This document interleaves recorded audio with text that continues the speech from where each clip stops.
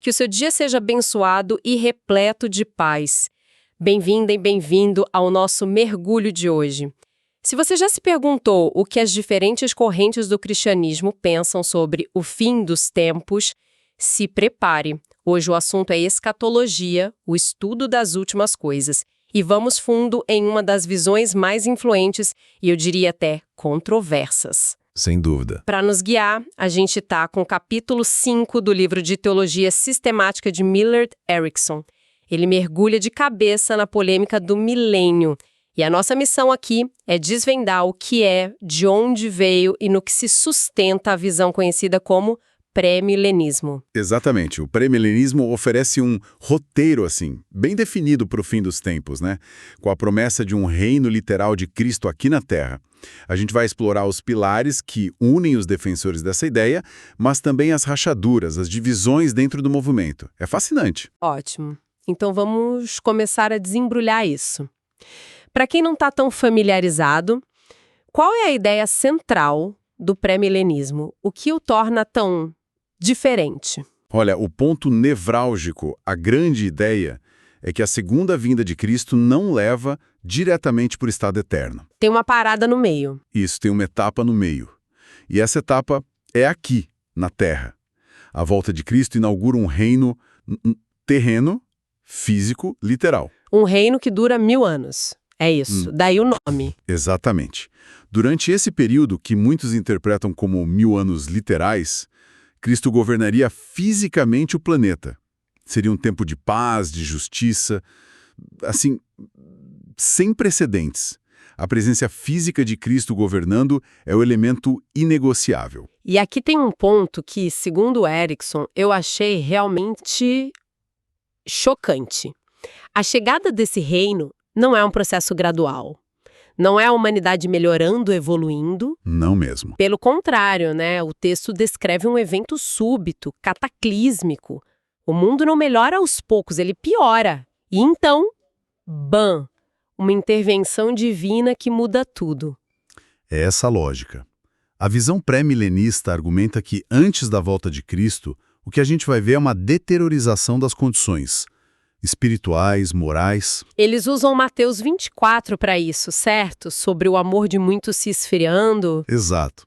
A esperança não está no progresso humano, mas numa transformação radical, sobrenatural, operada por Deus. Não tem como confundir o início desse reino, sabe? Vai ser um evento global e inconfundível. E antes desse reino milenar, o texto menciona um período bem sombrio, a chamada Grande Tribulação. O que seria isso? A Grande Tribulação é descrita como um período de angústia e sofrimento na Terra sem paralelo na história. Pode envolver perseguição, desastres e guerras. E é justamente aí que a família pré-milenista se divide. A grande questão é, a igreja passa por isso ou não? Tá, então tem uma divisão interna. Como funciona? Sim, e é uma divisão bem marcante. De um lado você tem os pós-tribulacionistas. Eles acreditam que a igreja vai aguentar o tranco, permanece na terra e enfrenta a tribulação. Do outro lado estão os pré-tribulacionistas. Que defendem a ideia do arrebatamento antes de tudo, né? Isso, um resgate antecipado. A igreja seria removida da terra antes que a coisa ficasse realmente feia. Essa divergência sobre o timing é o grande debate dentro do pré-milenismo hoje. Entendi.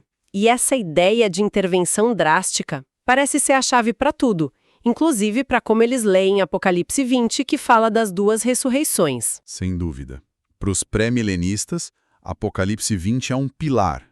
Eles argumentam que o texto descreve duas ressurreições físicas, corporais mesmo, separadas por um intervalo de 1000 anos. Ok. A primeira ressurreição, no início do milênio, é exclusiva para os crentes. Eles são ressuscitados para reinar com Cristo nesse reino aqui na Terra. E a segunda ressurreição, quando acontece? A segunda ocorre só no final dos 1000 anos. É a ressurreição dos não crentes, os restantes dos mortos, como diz o texto, que aí sim são levados para o juízo final. O argumento é que existe uma separação de tempo clara no texto. Exato. Essa separação cronológica é o que justifica a existência desse período intermediário, o milênio. Isso parece tão específico. De onde veio essa ideia? Porque o Erickson nos leva bem para trás no tempo, né? Não é uma invenção moderna. De jeito nenhum. É muito antigo. O texto de Erickson aponta que essa era, muito provavelmente, a visão dominante na igreja primitiva, logo depois dos apóstolos. Havia uma expectativa assim fervorosa, iminente. Figuras como Justino Mártir, lá no século II, chegavam a dizer que essa era a visão ortodoxa, a crença dos cristãos de mente correta. E o texto menciona Ireneu. O argumento dele me chamou a atenção. Ele diz que a vitória de Cristo tem que acontecer no mesmo palco da batalha. Isso não soa um pouco humano demais? É uma ótima pergunta. Quase como uma justiça poética aplicada a Deus. A vitória dele na cruz já não é o evento central, independente de onde é celebrado? Sim, mas do ponto de vista dele, a redenção não seria completa se não abrangesse também a criação material. Se a humanidade caiu na Terra, se o pecado corrompeu a história, a vitória de Deus precisa se manifestar na Terra e na história. Ah, entendi. É uma forma de dizer, eu não abandonei este mundo. Exato. Eu o redimo e o restauro. Para Ireneu, seria uma vitória incompleta se fosse só uma fuga para um céu etéreo. A própria criação precisava ser vindicada. Faz mais sentido nesse contexto. E as expectativas daquela época eram bem concretas, pelo que o livro diz. Incrivelmente concretas. Erickson usa a expressão um sabor bastante sensorial.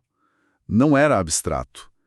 Eles imaginavam Jerusalém reconstruída, a lua brilhando como o sol. O sol 7 vezes mais forte. Isso. Falavam de vinhas produzindo quantidades absurdas de uvas, uma terra de abundância sem trabalho penoso. Era uma esperança muito palpável, sabe? Espera um pouco, eles chegaram a tentar calcular a data da vinda de Cristo usando as medidas da Arca de Noé. Isso é outro nível de literalismo. Sim, é fascinante. A lógica era baseada na semana da criação, né? 6 dias de trabalho, 1 de descanso. Então seriam 6.000 anos de história penosa. Seguidos por um sábado de 1.000 anos, o milênio. Exato. E teólogos como Hipólito fizeram os cálculos.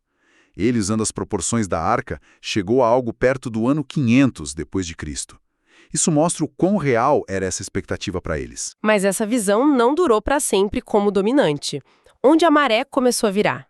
A oposição surgiu relativamente cedo, principalmente no Oriente, com a Escola de Alexandria. Teólogos como Orígenes tinham uma forte tendência a alegorizar, a espiritualizar os textos. Para eles, um reino terreno soava grosseiro, quase carnal. Exato. Eles viam o reino de Deus como uma realidade puramente espiritual. Mas no Ocidente, a mudança foi mais lenta e veio com um gigante, Agostinho. E ele, no início, era pré-milenista. Erickson explica que, com o tempo, talvez por a vinda de Cristo não ter se concretizado, ele mudou de ideia. Ele passou a interpretar o milênio não como um evento futuro. Mas como era presente da igreja. Isso, o período entre a primeira e a segunda vinda de Cristo. E essa mudança de Agostinho é um divisor de águas. É como se a teologia se adaptasse à realidade. A expectativa não se cumpriu, então a interpretação muda de estar chegando para já estamos nele. Perfeito. A visão de Agostinho, o amilenismo, se tornou a posição padrão. O pré-milenismo foi marginalizado e só ressurgiu com força muitos séculos depois. Ok, a história é fascinante, mas vamos para a parte polêmica. O que, segundo Erickson, realmente sustenta essa visão hoje? Qual é o argumento de aço dos pré-milenistas? O argumento principal é focado na interpretação do texto bíblico. E aqui, Erickson destaca o trabalho do teólogo George A. Ladd. O foco do Ladd está no verbo grego ezesan, que significa viveram, usado em Apocalipse 20 para as 2 ressurreições. Então, o argumento do Ladd é basicamente uma bomba hermenêutica. Ele diz, olha, a palavra é a mesma. Se vocês dizem que ela significa ressurreição espiritual na primeira vez e física na segunda, no mesmo parágrafo, sem nenhuma indicação do autor... Vocês estão quebrando a lógica da linguagem. Exatamente. É esse o ponto. Ladd argumenta que é uma manobra interpretativa arbitrária.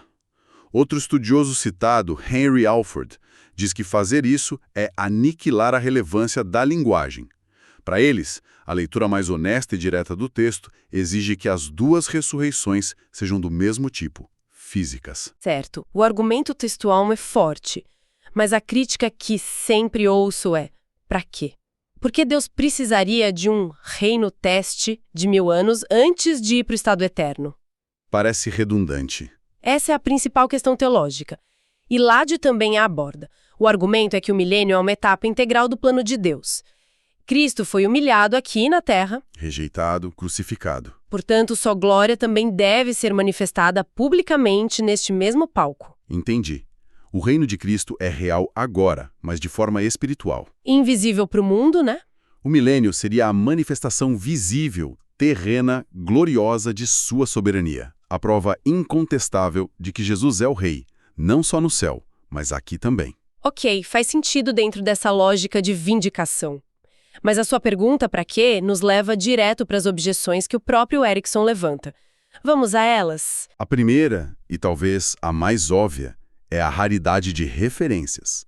O milênio, como esse período de 1000 anos, só é mencionado explicitamente em um único lugar em toda a Bíblia. Apocalipse, capítulo 20. Só ali.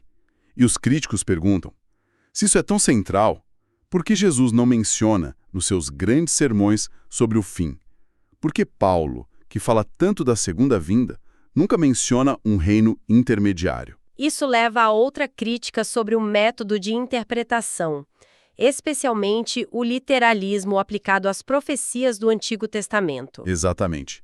Erickson aponta que o Novo Testamento, por vezes, reinterpreta as profecias do Antigo Testamento de uma maneira não literal. O exemplo de Elias e João Batista É o clássico. Jesus afirma que a profecia de Elias se cumpriu em João Batista, que veio no espírito e no poder de Elias, mas não era o Elias literal. Isso sugere que a hermenêutica estritamente literal dos pré-milenistas pode não ser o modelo do próprio Novo Testamento. E, por fim, voltamos à questão da necessidade teológica, ou a falta dela. Sim, o argumento de que o milênio é teologicamente supérfluo. Por que não ir direto da segunda vinda para o juízo final e o estado eterno? E mais, a forma como esse reino é descrito, governado com vara de ferro, parece contrastar com a maneira como Deus age hoje, pela persuasão do Espírito Santo. E colide com a famosa declaração de Jesus a Pilatos: o meu reino não é deste mundo. Como conciliar isso com um reino terreno, político e literal? Essa tensão permanece como um grande desafio para a visão. Uau!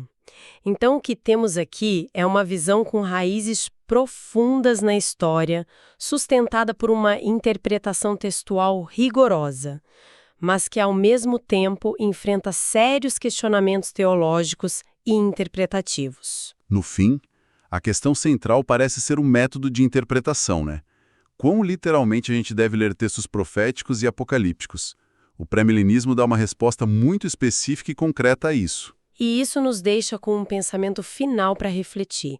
O texto descreve a intensa expectativa da igreja primitiva por um fim iminente. De que maneira uma crença sobre o futuro distante, seja ela qual for, molda a forma como as pessoas vivem, agem e se relacionam com o mundo hoje. Esta foi apenas a primeira parte da nossa análise do capítulo 5 da obra de Millard Erickson. Mal arranhamos a superfície. Continuaremos puxando esse fio em nosso próximo encontro. Que Deus abençoe a todos.